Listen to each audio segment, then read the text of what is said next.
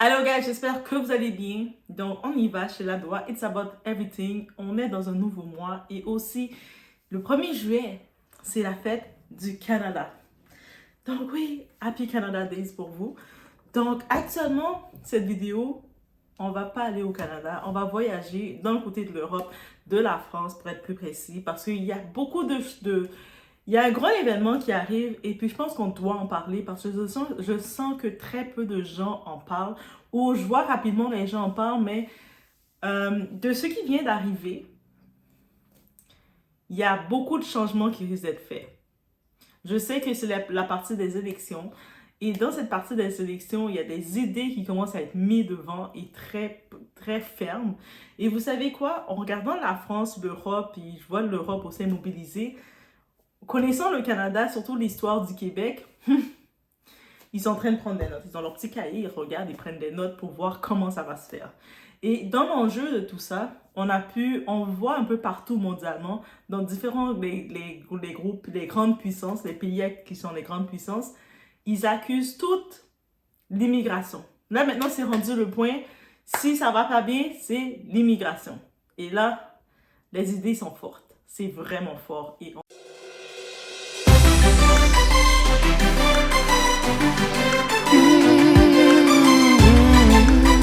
Déjà, on y va avec l'ironie de tout ça. Jordan Bardella, qui est dans le parti avec Marine Le Pen, il est très fort, il est très poussé dans ses idées. On voit que c'est un leader, on voit que c'est un motivateur.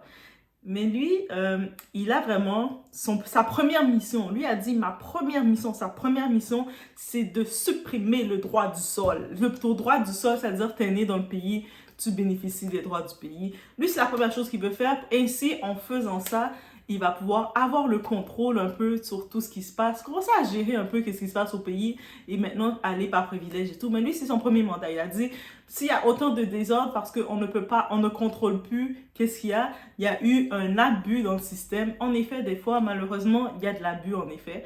Quand on donne accès, quand il y a beaucoup d'accès, ça génère de l'abus. Mais lui a dit, moi, ma mission, c'est ça. Juste un petit profil sur Jordan. Il est quand même, il est très jeune dans la politique, il est très jeune, mais son âge n'a pas d'importance qu'il soit jeune ou pas. On le voit qu'il est passionné, on le voit qu'il a les qualités de leader. Je pense qu'il a 28 ans, donc il n'a même pas encore la trentaine. Mais on le voit parler, il s'est réveillé, il est venu changer le tout. Et je vous dis, la nouvelle génération, elle est réveillée là. Elle est encore plus réveillée que les autres d'avant. Ah, et puis elle vient en force. Donc, je sais que beaucoup de personnes vont aller dans l'ironie concernant Jordan parce que Bardella, lui, il a des origines italiennes, algériennes. Mais vous savez, il est le produit, on va dire, de l'immigration, mais il faut comprendre une chose. Beaucoup de parents d'immigrants, ils ont fait cette terreur avec leurs enfants. Dès qu'ils sont venus s'installer au pays, ils ont comme refusé de partager leur culture, leurs origines à leur enfant, sans savoir que cet enfant-là, en grandissant, il pourrait devenir le plus grand pilier contre ses origines. Et c'est exactement ça qui se passe. C'est pour ça que c'est la première exemple qu'on constate. Je sais que beaucoup de gens vont dire « Ah, mais Linorouni, il a des origines d'Algérie, il était de tel peuple, il est issu de l'immigration. » Non, il faut regarder quelque chose. C'est le symbole qu'on voit beaucoup d'enfants d'immigrants que peut-être ils ont grandi, que leurs parents ne les ont pas appris leur histoire. Et ça, c'est le problème. Quand tu n'apprends pas à un enfant ses origines, tu ne laisses pas savoir à son enfant c'est quoi ses origines. Quand tu fais l'erreur d'assimiler ailleurs et puis de ne pas partager le tout, ton enfant, il va grandir avec les forces, il va aller dans les grosses écoles et tout, et il va grandir, il peut devenir contre ses propres origines. Et est-ce qu'on peut le blâmer? C'est-à-dire qu'à la maison, il y a quelque chose qui n'a pas été fait. Où est-ce qu'on donne le blâme? C'est les personnes dans sa famille qui avaient ses origines, ils n'ont pas fait quelque chose. Pour le faire maintenant devenir le premier persécuteur de ses propres origines. Et il y a beaucoup de parents qui font ça. J'en profite d'ajouter ça parce que c'était vraiment un point que beaucoup apportent le concernant avec toutes ces idées. Mais le point que j'apporte, c'est que attendez-vous là, vos petits-enfants que vous avez dans les pays occidentaux, vos petits Américains, vos petits Canadiens, vos petits Français, vos petits Belges, et que vous voulez pas que votre enfant soit impliqué dans la cause. J'entends même, il y a certaines mamans, certaines femmes vont même pas vouloir que leur fille fréquente. Tu dois pas fréquenter un Congolais, tu dois pas fréquenter un Haïtien, tu dois pas fréquenter quelqu'un du pays parce qu'ils sont pas bons. Et quand tu mets ça dans la tête de l'enfant, qu'est-ce que tu es en train de faire naître du dégoût pour sa propre culture. Après, quand tu vas voir la personne va venir et puis va faire des lois, va venir s'opposer à sa propre culture, tu vas dire, mais là, tu dois aider ta culture. Non, il va pas l'aider sa culture. Tu l'as déjà fait naître avec du dégoût. Sûrement, toi-même, tu as parlé de ses origines de façon négative. Et c'est le produit exact que ça donne. Et là, maintenant, il vient. Lui, génération en force, là. Lui, c'est une autre type de génération qu'il est, génération en force. Il vient, c'est le discours que tu l'écoutes, tu vois qu'il est ferme, là. Il s'est levé, il a fait, moi, je viens pour tout changer. Ah, même, je suis comme, oh, il est prêt. Je sais que beaucoup vont se dire, ah, mais oui, qu'il soit nommé, en effet, il va changer l'état de la France. Il va, en effet, réellement changer l'état de la France. Beaucoup se disent que, mais en chassant le monde, mais l'image va changer, les emplois, ça va devenir vaste et tout. Mais peut-être qu'ils ont besoin de ce changement-là. Pourquoi maintenant on ne commence pas à aimer chez nous? Ah oui, je le dis. Pourquoi on ne commence pas à aimer chez nous? On ne commence pas à réclamer, à faire le changement. Les mêmes lois qu'ils appliquent pour dire on refuse le droit du sol, les mêmes lois qu'ils mettent qui disent on veut vous chasser, les mêmes lois qui nous voient comme des indésirables. Ils voient qu'on a des problématiques. Ils voient qu'on n'apporte rien à la communauté. Tout ça, quand ils font ça, c'est ça qu'ils disent. Vous, même si on a beau, je vois les autres arguments qu'on essaie de les convaincre. Non, mais moi aussi, je paye mes taxes. Moi aussi, je suis dans la communauté. Moi aussi, je suis né là. Mais ils ont rien à foutre de ça. Je vous dis, ils ont rien à foutre de nous. On doit à chaque fois se justifier de ce qu'ils ont décidé de déclarer pour nous. C'est ça qu'on se retrouve. Mais ça fait 20 ans, 30 ans, t'entends des gens, c'est triste, qui disent ça fait 30 ans et quelques que je suis là. Et malheureusement, ces gens-là, quand ça fait plus d'une trentaine d'années et plus qu'ils sont là, ils n'ont aucun accès, aucun lien à leur pays d'origine. C'est-à-dire que tous les changements arrivent, ils vont devoir subir ou des fois jusqu'à être chassés et se retrouver dans une terre inconnue qu'ils ne connaissent pas. Parce qu'on ne connaît pas, on nous a tellement appris à détester nos pays d'origine, nos terres. Et quand je dis pays d'origine, ça peut être le pays de la naissance de tes parents ou ça peut être ton pays d'origine de cœur que tu choisis. Si tu vois un pays ne veut plus t'accepter, tu peux choisir un autre pays de cœur. Si tu regardes les cultures, tu décides et tu y vas. Tu peux regarder et dire, ah, moi le Sénégal, j'ai décidé que ça allait être mon pays d'origine et puis tu débarques au Sénégal et puis tu te fais coucou, ça va? Mais ça devient ton pays d'origine. Mais on doit maintenant dire, être là où on est apprécié. Quand tu dis ça fait 30 ans, 40 ans ou plus, ces générations-là qui essaient de justifier qu'ils sont efficaces dans une société qui vient maintenant te dire que tu es un indésirable. À quel point que la personne doit t'humilier comme ça pour que tu te fais un wake-up, tu comprends? Ça veut dire que tu dois aussi commencer à regarder c'est quoi le plan. C'est quoi notre plan B?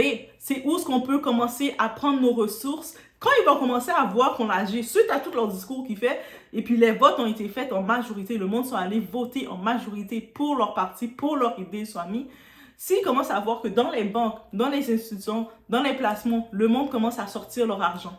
Tu commences à sortir ton argent puis à le virer dans l'international. Tu viens dans les banques, tu dis je veux fermer mon compte, je sors mon argent. Tu commences à rembourser tout ton crédit pour le mettre à sec. Il n'y a plus de crédit. Eux-mêmes, leur discours qu'ils font pour te chasser et dire que tu es un indésirable, eux-mêmes vont commencer à dire mais en vrai, c'est pas comme ça qu'on voulait dire, c'est pas pour vous qu'on parlait. Non. Action. Eux autres ont fait des actions, ils nous méprisent, ils nous prennent pas au sérieux. On doit aussi avoir des actions.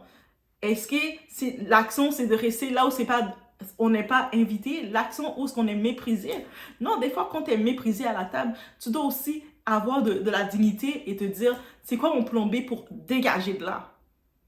Regardez les autres plans. Il y a d'autres pays qui font des invitations que eux autres, ils sont en train de se développer parce que eux autres, ils comprennent l'importance de l'immigration. Si eux autres, ils ont décidé de mettre tous les problèmes à l'immigration, tous les problèmes, ok, commencez à regarder vos plans. Quand ils vont commencer à voir que vous videz vos comptes épargne, vous videz vos comptes, votre argent, quand ils vont commencer à voir que vous commencez à déserter les emplois, ils ont dit que vous voulez leur emploi. Ah, ça, c'est la belle phrase, j'aime entendre.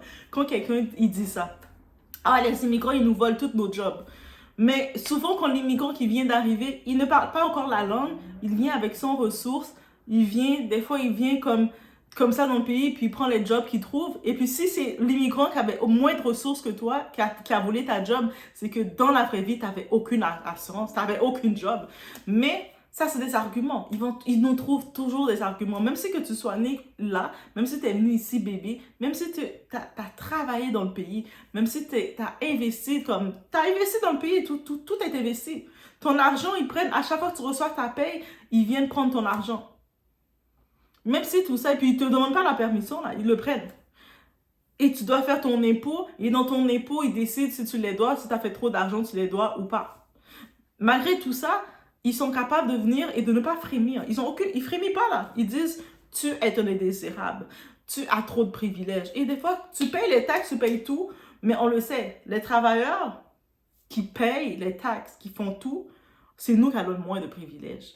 On se retrouve que, même si on voudrait utiliser la santé du public, on ne peut pas, parce que le fait qu'on travaille, on doit aller dans le privé de ce que notre employeur nous donne. Même si on voudrait utiliser tel service, ils vont dire que tu fais trop d'argent, tu ne peux pas utiliser tel service, tu dois payer le plein prix. On n'a aucun bénéfice, c'est-à-dire tout ce qu'on voit, on voit nos familles se faire dérespecter. On voit nos proches, les personnes qui nous ressemblent, se faire manquer de respect continuellement. Et à chaque occasion, il y a eu des mauvaises gestions. Au lieu d'admettre qu'ils ont fait des mauvaises gestions dans plusieurs services, ils vont dire « Ah, mais c'est les immigrants. » Ouais, c'est eux autres. Ça, c'est eux autres. Quand ils veulent, même l'ironie, le petit côté, j'avais vu un clip où ce qu'il parlait, Jordan, il disait « C'est à cause des immigrants qu'il y a une hausse totalité de crimes des gangs dans les rues. » Et puis là, il y a des gens avec lui qui lui ont dit, est-ce que tu peux nous donner des stats? Parce que quand tu lances des données dangereuses comme ça, que tu vas créer l'animosité entre les gens. Est-ce que tu peux donner des statistiques? Il était, Moi, je suis pas là pour donner des stats, là. Moi, je suis là juste pour parler, donner des mots, là. Parlez-moi pas de stats. Il a pas dit ça comme ça, mais limite, avec tout son non-verbal, c'est ça qu'il disait. Il était comme, J'ai dit qu'est-ce que je devais dire. Et puis la population vote pour lui. Et on sait que ça se passe en Europe. Qu'est-ce qui se passe? Du côté de l'Amérique, on n'est pas mieux là. Du côté de l'Amérique, là, avec Donald Trump qui arrive, là, qui stoppe tout ça aussi, c'est chaud là. Donc, et on sait que c'est observé. Ce qui se passe en Europe, en France, tout ça, le monde, on regarde tout. Dans le monde, ils regardent qu'est-ce qui va se passer. Ah, c'est comme ça qu'ils ont fait. Ok, on va essayer cette tactique-là. Et on y va comme ça. C'est ça que le monde est en train de se dire. Ah, ils ont été capables de se débarrasser des indésirables de leur pays. Ah, nous aussi, on fait la même chose.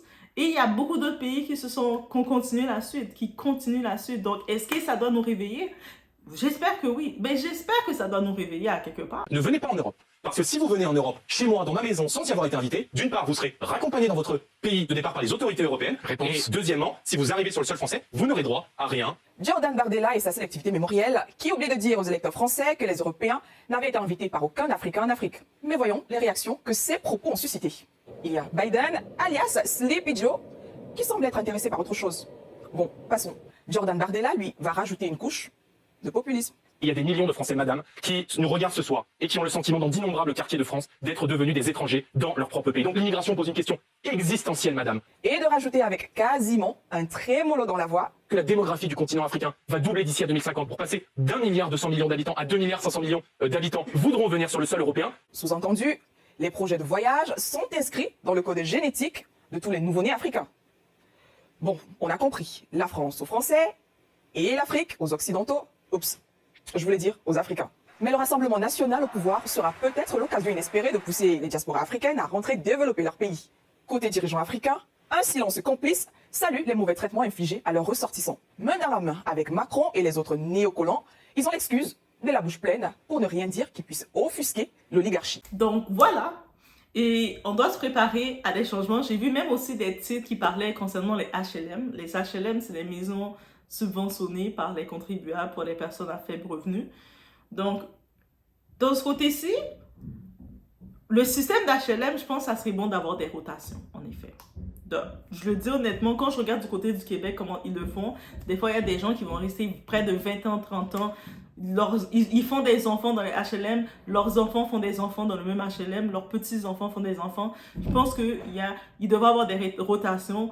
Tu peux avoir une situation, un état de précarité, tu es dans le HLM, ensuite, tu dois te reprendre en main pour aller dans la maison, faire des rotations. Il doit y avoir un service de rotation. C'est pas normal que c'est un certain type, en effet, de personnes qui bénéficient du service. De ce côté-ci, je pense qu'il aurait pu l'utiliser de cette façon. Je sais pas si dans ses idées, c'était de ce sens qu'il voyait, mais on le voit le problème, par exemple, au Québec qu'il y a avec les HLM, et puis même aux États-Unis, un peu partout. Donc, j'imagine la France, ça serait dans le même côté de créer des rotations parce que quand tu mets tu donnes, on voit l'exemple au pays. Si on reste là, quand on envoie de l'argent aux gens au pays, on fait juste les envoyer de l'argent, mais ils n'ont pas l'instinct de travailler. Ils vont même pas avoir l'instinct de se dire, ah, ma cousine au Canada m'a envoyé 100 $. Laisse-moi essayer de prendre, dans le 100 $, je vais pas tout le dépenser pour aller au restaurant, fêter, faire la belle fête. Laisse-moi essayer de prendre 75 $, me créer, acheter un bac de petites confiseries, de petits bonbons, et puis il y a des écoles qui passent à côté, essayer de les vendre pour essayer de me garder un petit capital, même si c'est minime, mais c'est moins que rien. La plupart vont dire, ah, on m'a donné de l'argent, là je vais commencer à faire la fête, tu les vois en train de poster plein de bouteilles de Moët. Ah, eux autres au pays, là, tu les vois avec les bouteilles de champagne Moët, là, les gros formats, pas les petits formats gadgets qu'on a, nous, là, parce que nous, c'est très contrôlé au Québec, avec ces produits-là. Donc, eux, c'est les gros formats, là, que les bouteilles qui prennent 4 fois ta tête, et puis tu le vois sur une table, tu vois plein de sortes de grosses bouteilles de format que tu te dis, est-ce que c'est quel type de format que vous avez? Vous, c'est des formats industriels que vous avez, tu les vois avec leur chicha, tu les vois avec tous leurs trucs en train de le poser, puis toi, t'es comme sur le dos de ton argent.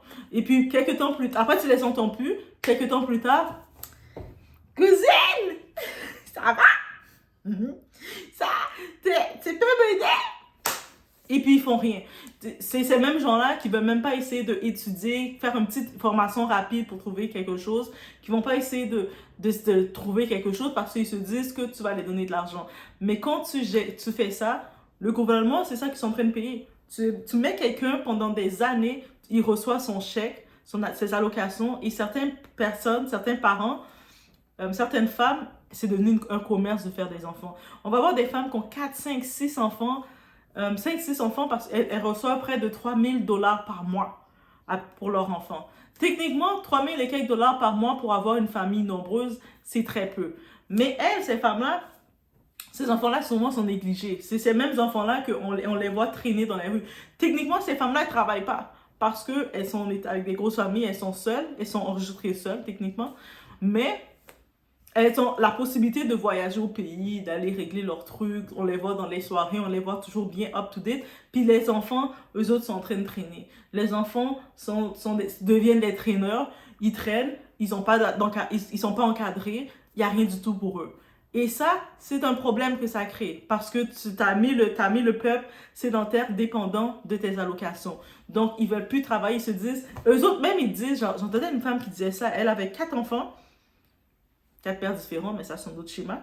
Et puis, qui ne travaillent pas. Et puis, elle disait, je pense que le gouvernement essaie de changer les programmes, de les faire des formations forcées, obligatoires, essayer de les mettre à jour. Et elle disait, la honte de devoir aller travailler pour être payée si peu. Là, je suis payée pour 15 $ de l'heure. C'est comme, et quand je reçois ma paye, c'est tellement petit, alors que je faisais plus d'argent quand je ne travaillais pas, j'étais tranquille chez moi. Moi, j'étais comme, mais bienvenue dans le monde du travail. Comme, c'est vraiment ça. Quand tu es dans le monde du travail, tu es conditionné à travailler continuellement. C'est ça que ça nous donne. Tu vis ça. Elle a fait quelques temps. Elle a trouvé une excuse, de quoi. Je pense qu'elle s'est même mise enceinte. Ah, elle retourne dans le système de ne pas travailler et recevoir plus d'argent. Mais quand tu vois ça, ça devient compliqué parce que les gouvernements perdent beaucoup de travailleurs qualifiés qui sont à bout. On est à bout de payer des services qu'on ne peut pas bénéficier. Oui, on se parle de même, on est à bout. Quand tu es le travailleur, que tu es comme enregistré par toi-même, c'est toi qui payent le plus tes taxes. Ils vont te taxer plus parce qu'ils vont dire tu fais beaucoup d'argent, mais ils reprennent l'argent pour remettre au système, pour développer le système, le pays. Mais toi, tu bénéficies pas des services. Le système de la santé, de l'éducation publique, tu n'en bénéficies pas parce que tu es supposé être enregistré dans le privé. Tu bénéficies de rien du système, mais c'est toi qui payes. À un moment, il y a plein de travailleurs qui étaient qualifiés, qui payaient le système, qui ont commencé à déserter. Et eux autres se rendent compte de ça, et ça, c'est le problème qu'ils ne le disent pas. Parce qu'ils ne se sont pas occupés des travailleurs qualifiés qui faisaient vivre le système. Et là, maintenant, ils se retrouvent ils doivent payer pour plein de gens qu'ils ont nourris pendant des années et des années. Et là, maintenant, ils sont fâchés contre ces gens-là. Ils disent, ah, mais là, pourquoi vous êtes toutes chez nous? Mais parce que vous les avez fait venir. Vous les avez invités, fait qu'ils se sont installés. Tu invites quelqu'un chez toi, la personne vient, il s'installe. Là, maintenant, tu es fâché parce que quand tu vois que tu n'as plus le revenu que tu avais pour faire vivre la personne, tu es fâché contre la personne. C'est ça. Je sais qu'il y a l'autre point aussi qu'on parle concernant pour de l'Afrique, les gens de l'Afrique. On sait qu'en Europe, il y a beaucoup de gens d'immigration, des gens qui viennent de l'Afrique. Et il y a le point qu'on dit, l'Europe, ils commencent à fermer leurs portes. En tant que tel, ils laissent entendre qu'ils veulent fermer leurs portes. De votre côté, vous savez quoi faire. On ferme ses portes aussi. Aussi simple que ça, il n'y a même pas... Eux autres, ils commencent à agir, ils votent, ils sont énervés, ils agissent. De votre côté, vous avez le droit aussi d'agir. C'est pas de manifester. Ils sont chez eux. C'est-à-dire que la personne qui t'avait reçu chez lui, il était à l'aise, il était friendly avec toi. C'est comme, hey, comme vous voulez. Là, la personne ne veut plus. Il dit, je te veux plus chez moi, dégage, je te veux plus, tu ne sers à rien, tu me fais dépenser. Il est énervé contre toi. Mais pourquoi tu vas protester contre lui pour essayer de le convaincre de te garder, convaincre que c'est ta place, c'est ta maison aussi. C'est pour ça qu'il y a beaucoup de gens qui ne peuvent plus accueillir les gens chez soi. Ça, on prend l'exemple de la maison, c'est simple. Comme tu es dans ta maison, t'invites, tu vois, t'invites 2-3 amis chez toi, tu vois telle personne, oh, il vit une situation, ouais, ma maison est assez grande, je peux te recevoir, ok, mais viens faire quelques temps. Et puis tu mets la personne à l'aise, la personne, elle mange dans ta nourriture, elle utilise son internet, elle utilise tes crèmes, elle utilise elle se met à l'aise chez toi, tu crées l'hospitalité. Après un certain temps, tu remarques que la personne, elle se met un peu trop à l'aise, elle commence à changer ta structure de ta maison, que tu ne reconnais plus chez toi. Tu commences à être... Et puis tu te rends compte que la personne, elle fait plus de dépenses que de profit. Parce que tout le monde, c'est ça, on veut tous profiter un peu, avoir du profit. Mais tu te rends compte que ton invité génère plus de dépenses que de profit. La personne, mettons, tu avais invité une personne, là, la personne, elle décide d'amener sa petite sœur. Tu es comme, allô, ok, allô. Sa petite sœur décide d'amener son copain. Tu es comme, ok, allô. Et quelques temps plus tard, tu vois, une grossesse arrive dans ta maison. Ah, t'entends un bébé pleurer toute la nuit. Toi, tu dois te lever pour aller travailler, courir, faire tes choses. Là, tu te retrouves avec la personne que tu avais invitée, la soeur de la personne, le copain de la personne, plus un bébé qui pleure. Ah, t'imagines ta maison, tu ne reconnais plus, puis la maison est déplacée. Là. Toi, tu avais mis tout ton ensemble dans ton petit salon. Tout est changé, est déversé. Là. Ils l'ont déplacé de place, ils ont mis ton salon dans la toilette. Et, bref, ils ont changé ta maison de place, tu ne te reconnais plus. À un moment donné, tu es tanné, tu es écœuré, et tu te rends compte, quand tu regardes les factures, tu te retrouves que c'est toi qui dois te subventionner tout ça. Là, tu es à bout, tu te dis, hey, mais ce deal ne me convient pas. Donc, je veux reprendre le contrôle de ma maison. Et là, tu vois les personnes qui sont dans ta maison, qui sont en train de bien profiter de ton système, au lieu de se dire, ouais, c'est vrai qu'on a un petit peu abusé. Eux autres, ils viennent se manifester dans ta maison, mais tu te prends pour qui toi aussi? Moi, là, c'est ma maison aussi, ça fait longtemps que je vis chez toi, c'est aussi ma maison, je fais ce que je veux. Limite, c'est ça, ce message-là qu'on envoie. Donc maintenant, on doit avoir un plan d'action aussi. On dit, mais d'abord, on va fermer nos portes pour les produits premiers, pour la France ait accès aux produits premiers en Afrique. Oui, c'est une bonne idée. Maintenant, vous de votre côté, pour ce faire, c'est pas en étant dans le pays occidentaux, en étant assis en Europe, à bénéficier des services de l'Europe, que les gouvernements de l'Afrique vont pouvoir vous dire, ah ben oui, c'est vrai, nous on ferme nos portes. Si la France donnait un petit peu d'argent à les gouvernements pour pouvoir avoir accès, ils vont continuer de le faire. Si vous voulez maintenant que les gouvernements des pays commencent à écouter votre plan d'action, il faut se déplacer sur place. I say what I say, ok? So, ça veut dire, c'était mon point que j'avais à dire sur le tout, mais on doit se sensibiliser sur ce sujet parce que c'est là maintenant que ça arrive et ça impacte du côté mondial. On le voit en Europe, la France. C'est pas que la France, j'ai vu aussi l'Allemagne, il y a une vidéo qui s'en vient. J'ai vu la Suisse qui agit, qui laisse aussi entendre de quoi. Aux États-Unis, la frontière du Texas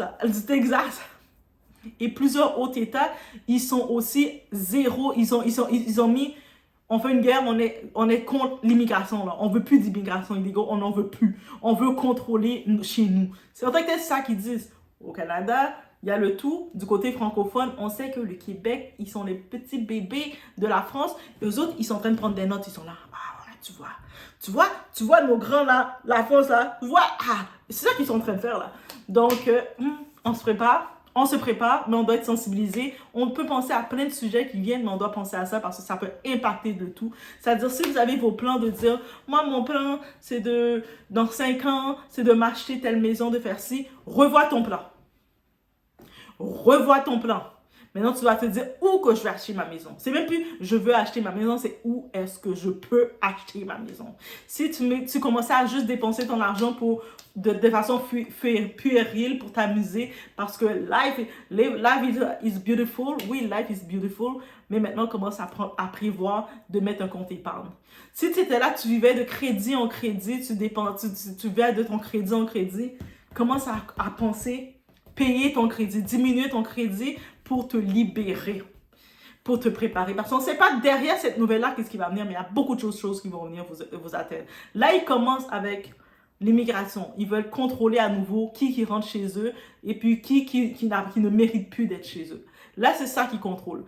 Mais quand tu vas être maintenant là, ils vont continuer les règles. Est-ce que vous pensez qu'ils vont s'arrêter à ça? L'immigration, c'est la première touche. Mais ils vont continuer les règles. Ils vont continuer à maintenant vous peaufiner à leur image de ce qu'ils veulent, qu'est-ce qu'ils veulent apprendre dans les écoles, comment ils veulent apprendre les choses, et ça va venir. Donc, commencez à penser à tout ça. Même les femmes, les hommes, là, les femmes, je vous parle à vous, vous aimez pondre des enfants. On sait que pendant une période, il y a beaucoup de femmes qui faisaient des enfants juste pour être régularisées. On sait, dès que tu rencontres le gars, tu vois le gars, tu n'as pas besoin de savoir c'est quoi son nom. Tu n'as pas besoin de son nom. Tu le donnes un enfant. Quelques temps plus tard, tu arrives, je suis enceinte. Revoyez ça. Revoyez ça. OK? Parce que revoyez ça. Il y a beaucoup de surprises que vous allez avoir. Donc, c'était mon petit point de vue sur le tout. Et on se revoit. N'hésitez pas à laisser vos commentaires sur le sujet de tout ce qui arrive. On a de quoi. Et puis, c'est quoi votre plan? N'hésitez pas même à dire c'est quoi votre plan. Quand vous voyez ça, est-ce que ça vous sonne une cloche? Est-ce que quand vous voyez tout ce qui se passe, est-ce que ça vous sonne une cloche? Ou vous êtes en mode... Oh, cool. Ou vous êtes en mode love. Dites-moi les émotions que vous êtes. Donc, je vous laisse sur ce. On se voit au prochain. Hello guys, j'espère que vous allez bien. Je prends un instant pour vous dire... il y a le lien du GoFundMe pour aider les enfants en Haïti. On sait que dans la capitale, qu'est-ce qui arrive dans la capitale, le Port-au-Prince, avec la relocalisation, toutes les histoires qu'il y a qui arrivent. Et actuellement, qui est privé, ce sont les enfants. Et on dit que l'éducation, l'école, c'est la chance, c'est l'avenir. Les enfants, c'est l'avenir.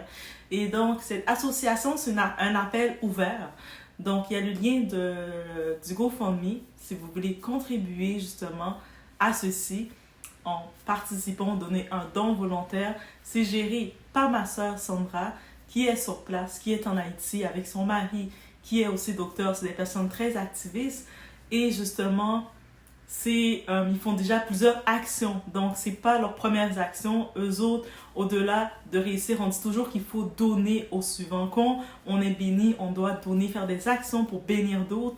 Ils font déjà des actions aussi. Il y a quelques photos, vous allez voir apparaître.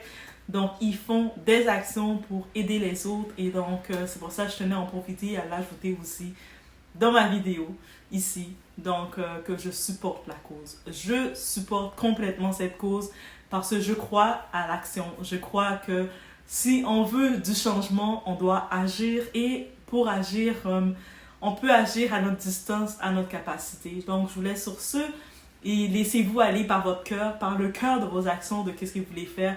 En moyenne, le but, ça serait au moins de pouvoir permettre à 200 enfants en Haïti de pouvoir être res'inscrire, avoir les matériaux scolaires et tout, uniformes, pour qu'ils puissent reprendre leur année scolaire, il y en a maintenant s'il manquait, et avec tous les bouleversements qu'ils ont, qu'ils ne soient pas pénalisés par l'éducation, parce qu'on dit que l'éducation, c'est la clé de tout. On veut sauver cet avenir, cette génération. Donc, je vous laisse sur ce, c'était mon petit message d'action.